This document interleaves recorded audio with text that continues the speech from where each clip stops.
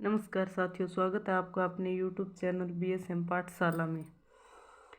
पिछली वीडियो में चर्चा की थी राजस्थान के प्रमुख व्यक्तित्व और आज भी उसी टॉपिक पर चर्चा करेंगे।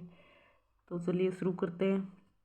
पिछले 2-3 दिनों से मैंने वीडियो तो नहीं डाली थी लंबी, लेकिन कुछ शॉर्ट्स डाले थे क्योंकि मुझे वीडियो बनाने का टाइम नहीं मिला। और उन शॉर्ट्स में भी बहुत अच्छे पर्सन डाले हैं मैंने। 20-20 सेकंड की शॉर्ट्स है जो आप ज़रूर देखना, अच्छा बेनिफिट होगा आपको। और चलिए शुरू करते हैं। यहाँ देखो, बात करेंगे इंद्र कुंवरी की। तो ये इंद्र कुंवरी कौन थी? ये जोधपुर के महाराजा अजीत सिंह की पुत्री थी और जिसका विवाह मुगल बादशाह फर्रुखसियर के साथ 1715 में किया गया। बस ये एक ही बात इम्पोर्टेंट है इसमें, बस ये एक ही करेंगे। और आगे इसने, जब इसकी फर्रुखसियर की मृत्यु हो जाती है तो हिंदू धर्म से विवाह किया था कि हिंदू रीति रिवाजों के साथ। और आगे देखो, क्योंकि मैं यहाँ आपको मेन क्वेश्चन बताऊंगी, बाकी पूरी कहानी नहीं पढ़ेंगे क्योंकि परीक्षा के अब बहुत कम दिन बचे हैं इसलिए। और आगे है गुलाब राय। तो गुलाब राय कौन थी? ये गुलाब राय जोधपुर के महाराजा विजय सिंह की पासवान थी और यह बहुत खूबसूरत थी। तो इसके लिए वीर विनोद में कवि श्यामल दास ने इसे जोधपुर की नूरजहां की संज्ञा दी है। यह प्रश्न कई बार पूछा गया परीक्षा में, याद रखना कि जोधपुर की नूरजहां किसे कहा जाता है, तो गुलाब राय हो जाएगा। और अगर पूछा जाए कि ऐसा लिखा कहाँ मिलता है या किसने कहा, तो कवि श्यामल दास ने वीर विनोद में कहा। यह बात भी याद रखना। और आगे देखो, आगे है अमृता देवी। अमृता देवी की कहानी तो सभी को पता है लगभग, वो विश्नोई संप्रदाय वाली। तो इसमें अगर डीप क्वेश्चन पूछे जाए तो 3-4 ऑप्शन सत्य असत्य वाले दिए जाएंगे, जिनमें आप याद रखना कि यह महाराजा अभय सिंह के समय की बात है और यह घटना में मुख्य रोल किसका रहा, तो इस गिरधारी दास का रहा था कि इसने पेड़ काटने के आदेश दिए थे। अच्छे से याद रखना। और अगर पूछे कि विश्नोई संप्रदाय के कितने अनुयायियों ने बलिदान दिया, तो 363 संख्या अच्छे से याद रखना। और आगे है कि उनमें स्त्रियां कितनी शामिल थी, तो हो जाएगी 94 स्त्रियां। और खेजड़ली गांव में विश्व का एकमात्र वृक्ष मेला आयोजित किया जाता है। यह प्रश्न अलग से भी कई बार पूछा गया है और इससे सत्य असत्य में भी पूछा गया है। तो ये 4-5 बात अच्छे से याद रखना। एक तो इस अमृता देवी के टॉपिक पर और एक हवा महल पर 4 ऑप्शन इकट्ठे देकर पूछे जाते हैं, इन्हें अच्छे से याद रखना। आगे है कृष्णा कुमारी। तो ये कृष्णा कुमारी वही है जो गिंगोली के युद्ध का कारण बनी थी और यह महाराणा भीम सिंह की पुत्री थी। बस इस टॉपिक में ये 2-3 ही पर्सन है मेन जो सीधे सीधे बता रही हूँ। कृष्णा कुमारी कौन थी? तो यह मेवाड़ के महाराणा भीम सिंह की पुत्री थी। और आगे देखो, इसके कारण युद्ध का कारण बना जयपुर के जगत सिंह ने अमीर खां पिंडारी की सहायता से 1807 में गिंगोली के युद्ध में जोधपुर के महाराजा मान सिंह को पराजित किया। जोधपुर के तो महाराजा मान सिंह हैं और जयपुर के जगत सिंह के बीच युद्ध का कारण बनी थी ये कृष्णा कुमारी। और आग लगाने वाला कौन था? ये अमीर खां पिंडारी था। ये बात अच्छी तरह याद रखना। अगर पूरी कहानी पढ़ते हैं तो इसमें और भी बहुत सी बातें याद आगे आती है। और गिंगोली का युद्ध अगर पूछा जाए कि कौन से सन में हुआ, तो 1807 याद रखना।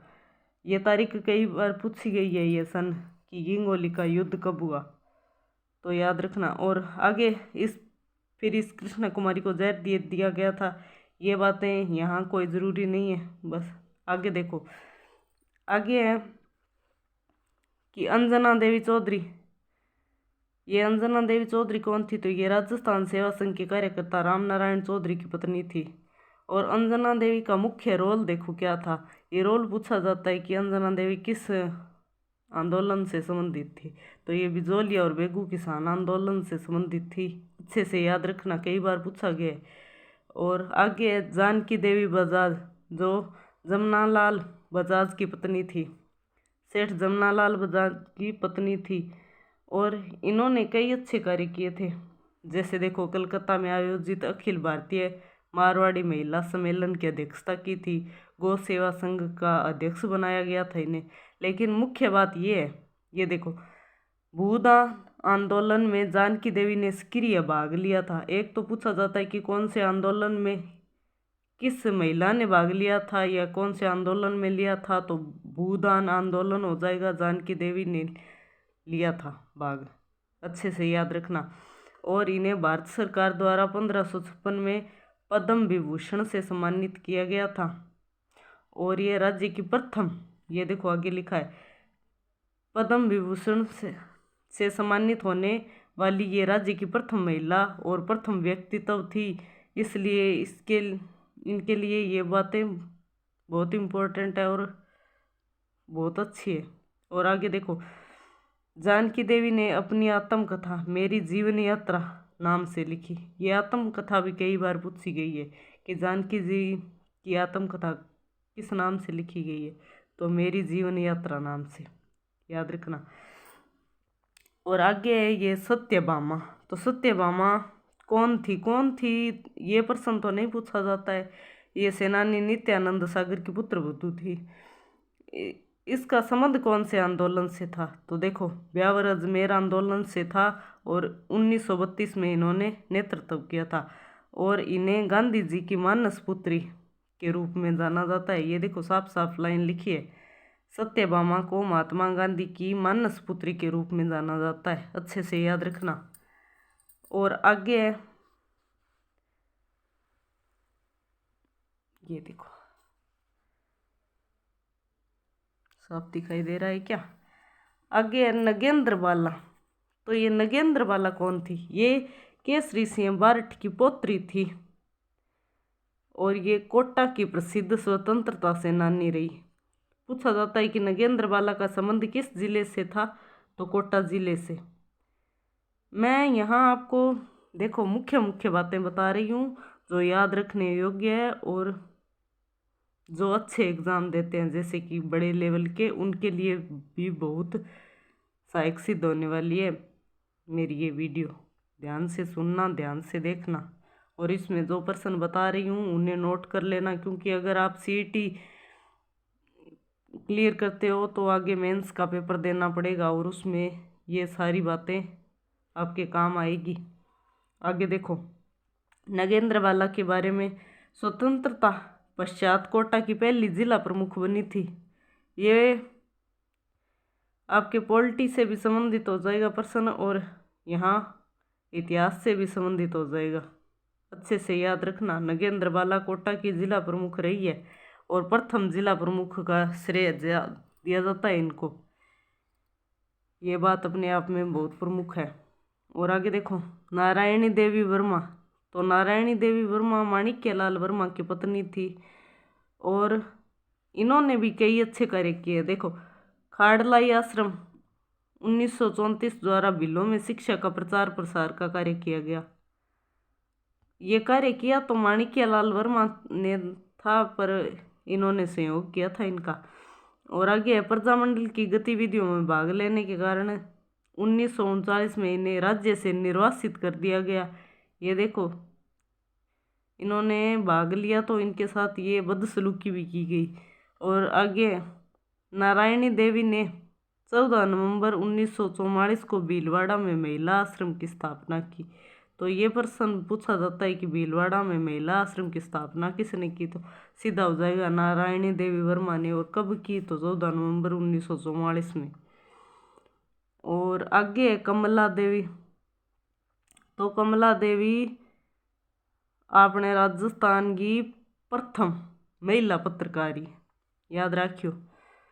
और अजमेर से प्रकाशित होने वाला पत्र था ये। अगर पूछा जाए